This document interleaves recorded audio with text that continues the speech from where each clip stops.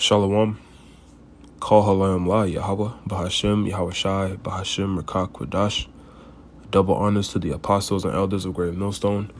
Peace and blessings to the hopeful elect, or to the 144,000, and the rest of the men, women, and children who believe in the true gospel of Yahweh, Bahashem, Yahweh Shai. This is Brother Shawar with another lesson through the spirit and power of Yahweh, Bahashem, Yahweh Shai.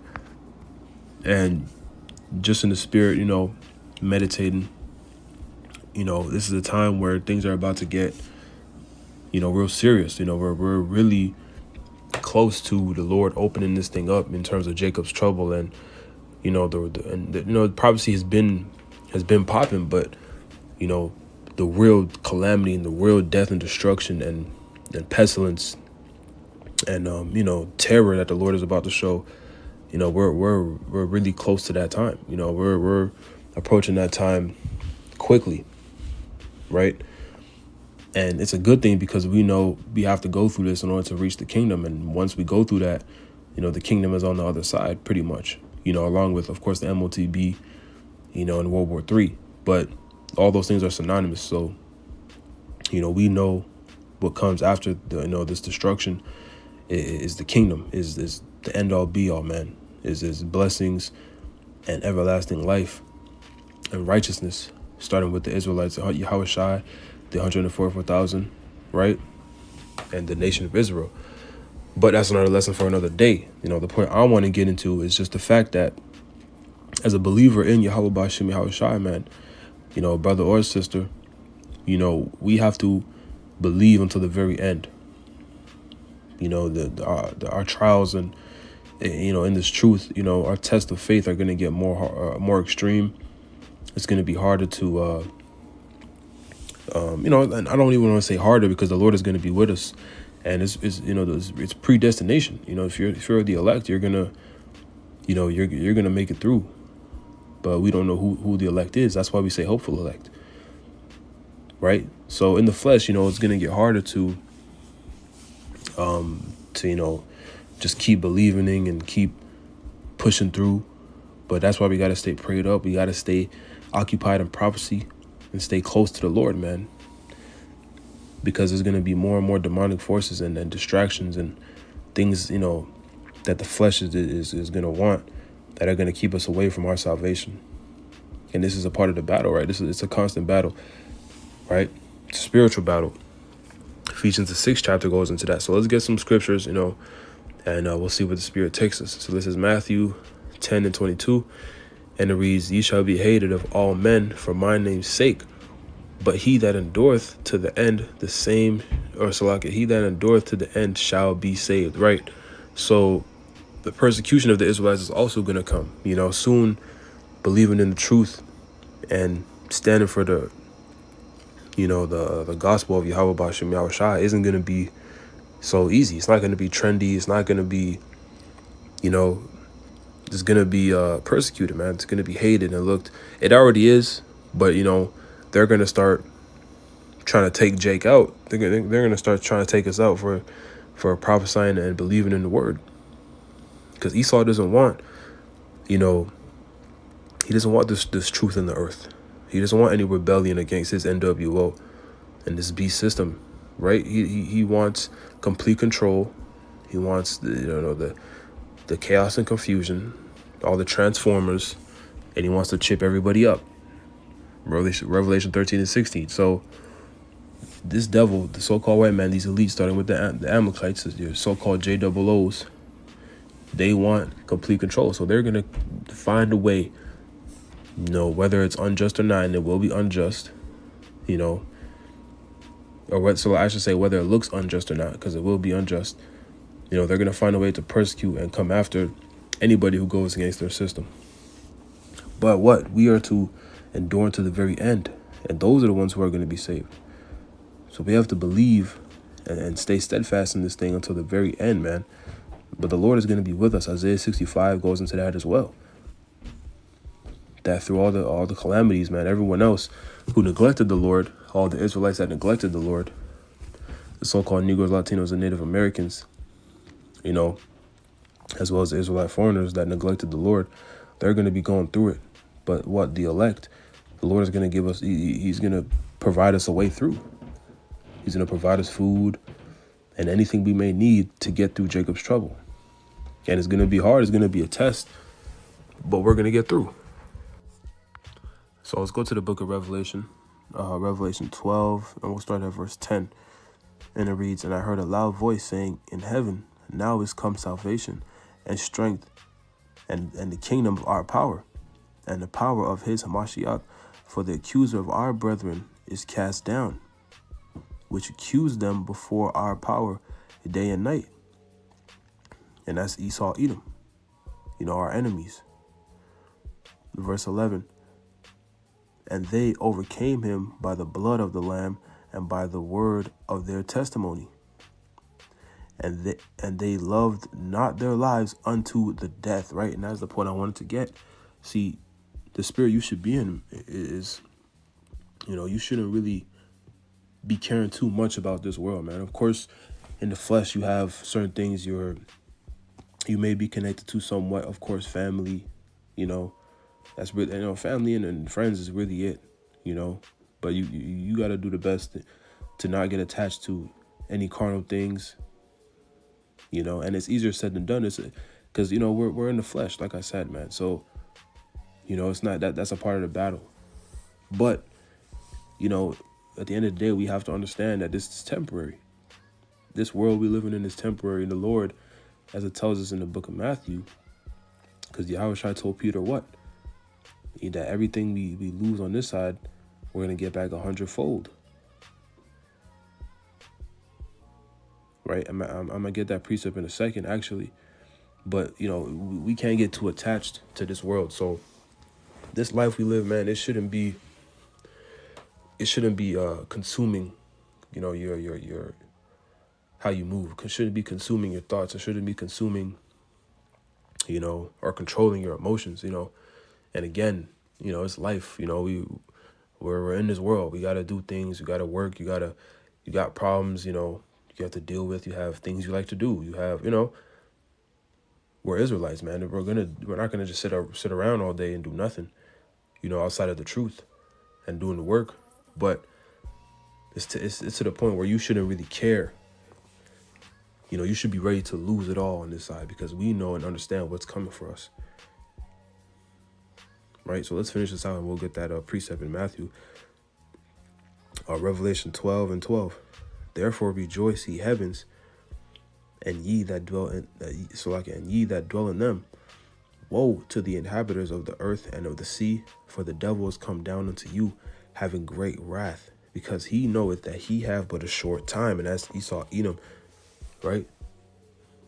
These devils, these elites are going to come down upon the Israelites, of course the prophets, but really the whole world with a great wrath, because they're trying to establish this NWO, and have everybody chipped with the MOTB. And to do that, they're going to have to kill a lot of people. And really, the Lord is going to be using Esau to kill a lot of people. Esau is the sword of the Lord on the left-hand side. So it's all the Lord's doing. The Lord is the one in control. The Lord is just using Esau to do the damage. Right? But it's going to be a lot of death out here, man. A lot of wickedness, a lot of death, a lot of things that have people have never seen before. It's going to be crazy. But if the Lord is not with you, you're going to be consumed by it. Right? But if you got the spirit of Yahweh Bashim Yahushai with you, and that faith in the Lord, which starts from now, you're going to get through if you be the elect. Right? So let's get that precept in Matthew, pretty sure it's 13th chapter, and then continue on with what I had. So lucky I'm at Matthew 19. So this is Matthew 19, and it started at 28, and it reads, "And Yahushua said unto them, Verily," matter of fact, let's start up at 27. So Matthew 19:27. "Then answered Peter and said unto him, Behold, we have forsaken all and followed thee. What shall we have therefore?" So, Peter's asking Yahushua, we've pretty much forsaken our whole lives to follow you, right? And, to follow, to join the ministry, to follow your word, right? And we lost everything. So what are we going to gain for this?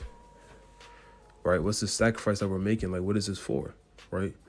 Verse 28, and Yahushua said unto them, verily I say unto you, that ye which have followed me in the regeneration, when the Son of Man shall sit in the throne of his glory, ye also shall sit upon 12 thrones, judging the 12 tribes of Israel.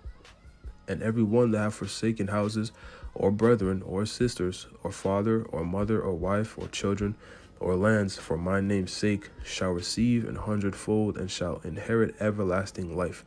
And this is for the elect of the nation of Israel, right? The 144,000 plus the great multitude, which is in altogether is the 1/3 of the nation of Israel that is marked for deliverance in these last days. Zechariah 13:8. Right? So that's what we get, going for forsaking all the things on this side. This is why we have to believe unto the end. And it takes faith. It takes great faith, that's a gift. Faith is a gift, right? So with this gift of faith, man, we believe the Lord is going to take us through all these things we're about to experience and bringing us into the kingdom and give us all the blessings and everything we lost, 100-fold and more. Right? And the scriptures say that the Lord is not a man that he should lie. So these things are coming, just like the prophecies have never lied. The prophecies have never failed, and they continue to prove the scriptures to be true, and everyone is starting to really see it. Right? So this is for the nation of Israel. Again, this is not for everyone. This is not for the other nations. This is for the so-called Negros, Latinos, and Native Americans, and the Israelite foreigners, which are the Israelites that are spread amongst the other nations, but go back to the lineage and seed line of an Israelite. They may look like the other nation. This is for the elect, the chosen from the foundations of the earth of those people. Right?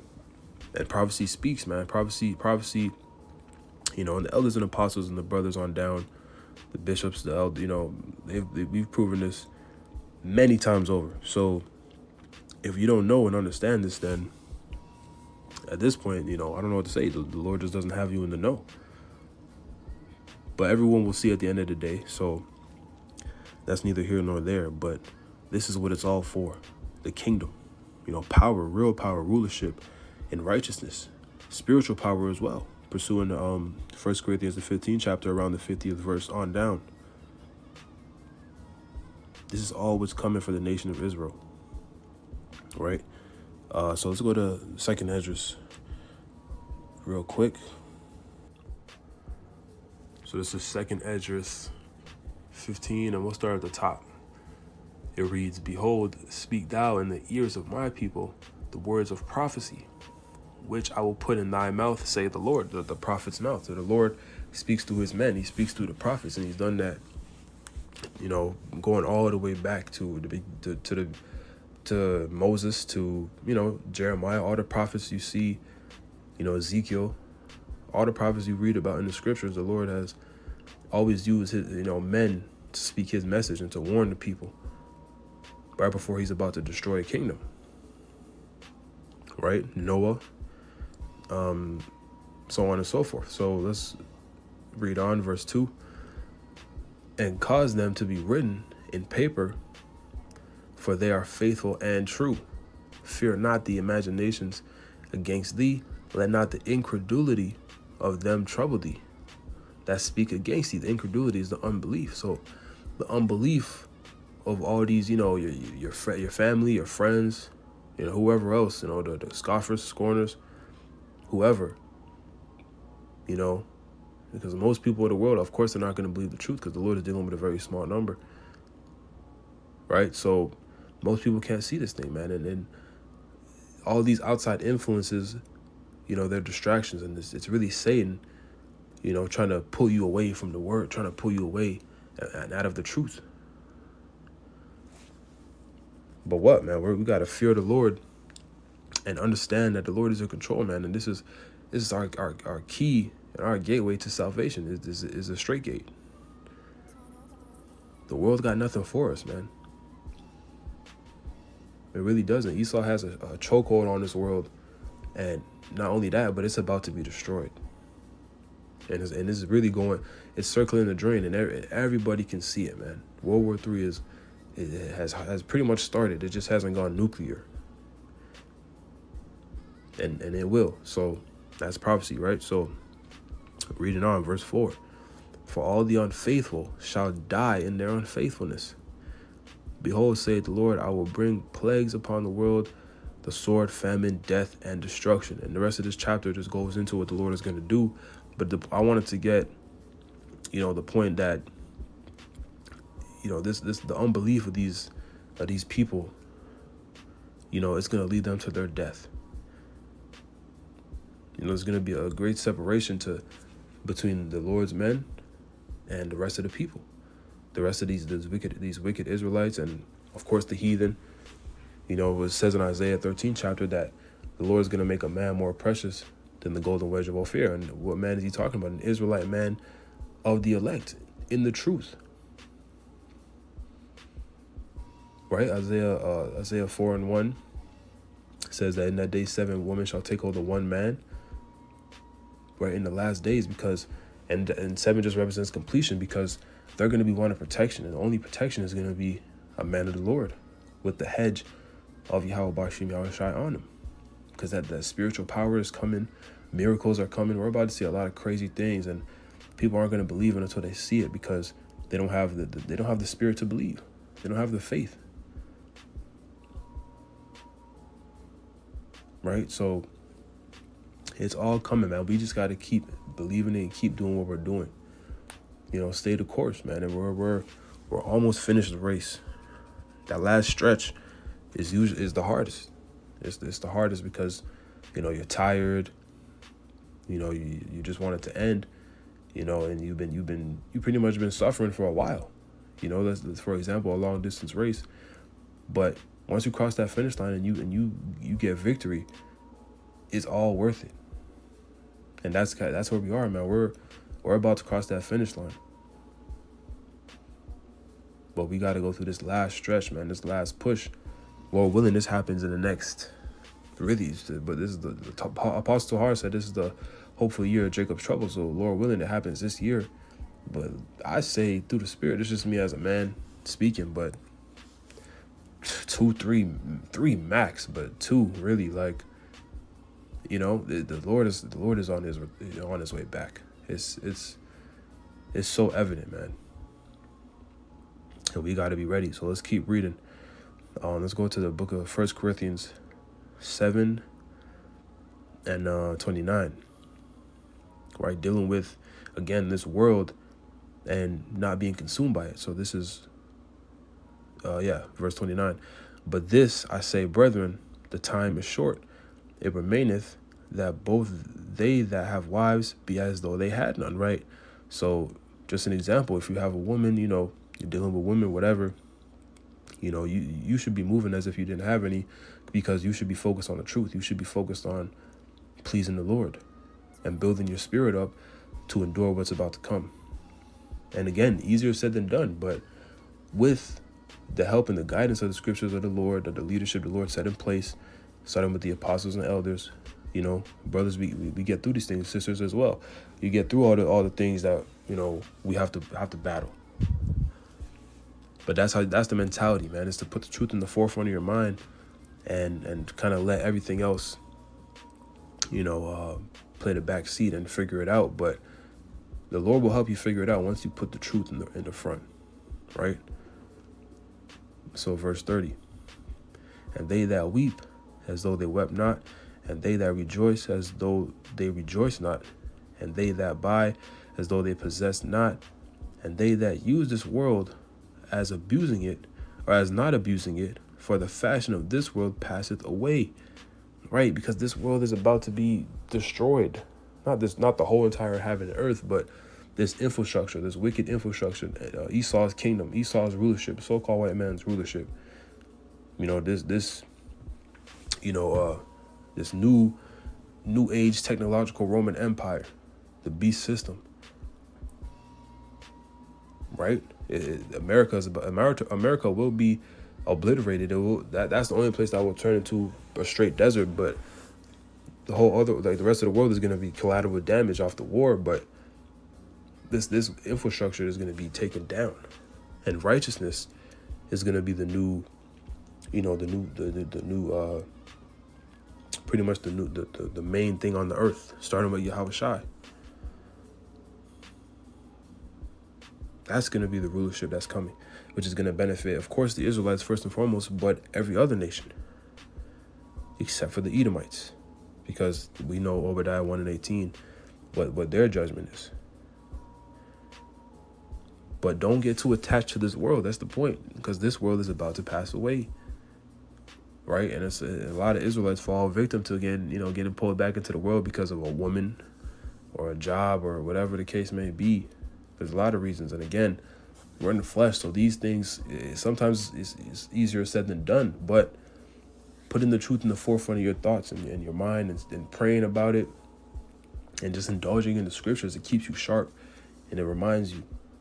You know, watching lessons all the time, and, you know, the camp videos, it keeps you in the spirit, so you don't get knocked off course too much, because of course you'll fall, man. You'll fall. You'll stumble. You'll get distracted sometimes. You'll get dragged into things in the world, but, you know, the Lord will have it to where you'll get knocked back on course, and you'll be like, okay, like I was doing this too much. I'm tripping. Like, let me get back to, you know, what's right, what's important, right? That's what it is, man. That's what's gonna keep us going. Is the truth, and praying, and continuing to indulge in the scriptures, be involved in the ministry, right? As much as you can, whatever your lot may be. So let's get this last scripture in the book of 2 Peter, and then we'll close. You know, the point was made, I think it was, but let's get this last scripture. This is 2 Peter 3:10. It reads, "But the day of the Lord will come as a thief in the night, in which the heavens shall pass away with a great noise, and the elements shall melt with fervent heat."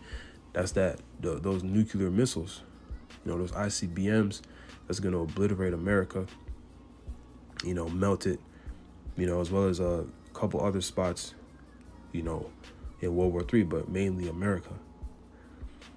"And the earth also and the works that are therein shall be burned up.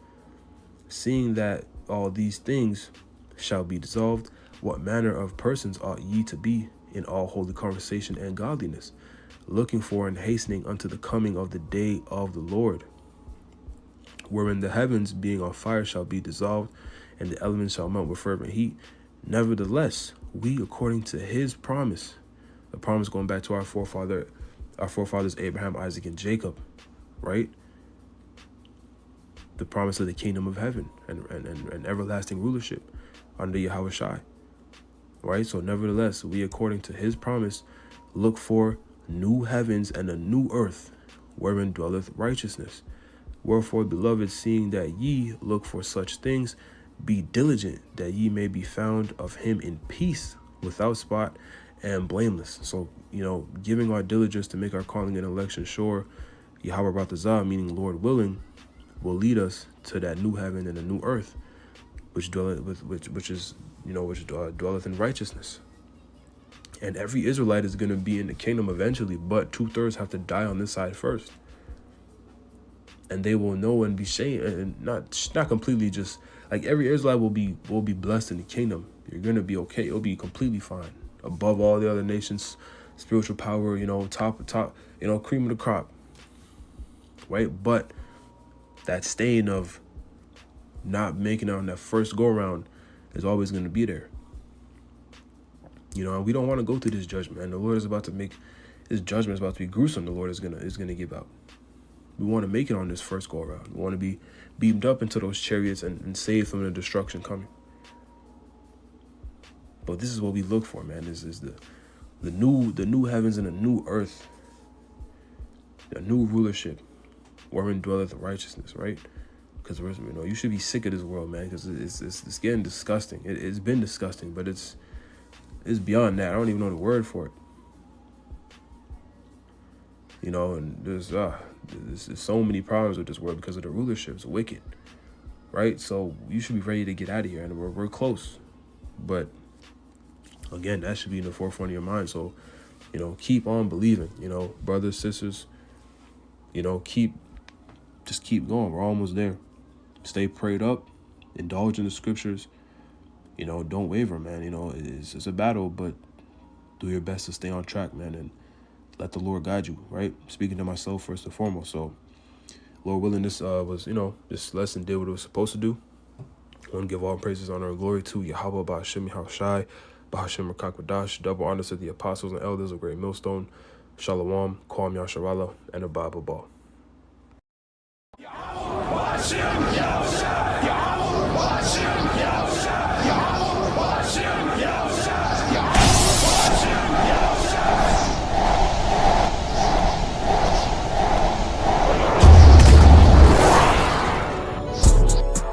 And I, John, saw the holy city, New Jerusalem, coming down from God out of heaven, prepared as a bride adorned for her husband. All right, and this is speaking of the Israelites, the elect, coming down from the ships, because as you read the scriptures, we're going to be beamed up. And what does Paul say? We're going to be changed in a moment, in a twinkling of an eye. All right, we're going to have a ceremony. We're going to be crowned.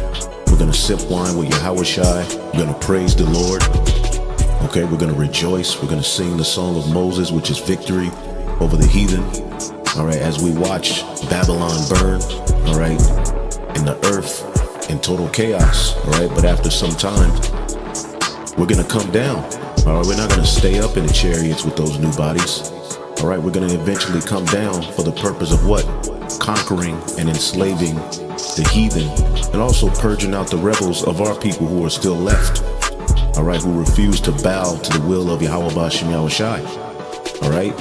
And it says in the next verse, and I heard a great voice out of heaven saying, behold, the tabernacle of God is with men, and he will dwell with them, and they shall be his people, and God himself shall be with them and be their God. Meaning what? The law, statutes, commandments will be written in our inward part. So what does that mean? No more sin. As the scriptures say, sin is what separated us from our power, and our power separated from us. It was our sins, our disobedience. But this time the Lord has promised us the better service, in which the law, statutes, and commandments will be written in our inward part. So what does that mean? No more sin. See, the only way you heathen were able to have dominion over us is because of sin. But once death is conquered and we sin no more, what does that mean? We will never be separated from our power ever again. And you notice it says the holy city, New Jerusalem, and then it equates that, all right, as the tabernacle of God being with men. Now, what did the temple, all right, in Jerusalem represent?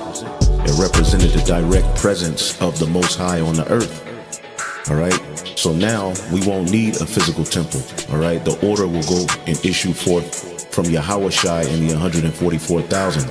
That is the fulfillment of the tabernacle of David. Now, what does the scripture say about the tabernacle of David? All right, Zechariah 12 and 8. And that day shall the Lord defend the inhabitants of Jerusalem, and he that is feeble among them at that day shall be as David. All right, because there will be rank and order amongst us, but even those who are less, all right, amongst us in the kingdom of heaven will be mighty. You see, in the house of David, which is the 144,000, shall be as God, as the angel of Yahweh before them. And who's the angel of Yahweh? Yahushai. So we're going to be a force to be reckoned with. All right, we will no longer sin, so you heathen will not be able to stop us.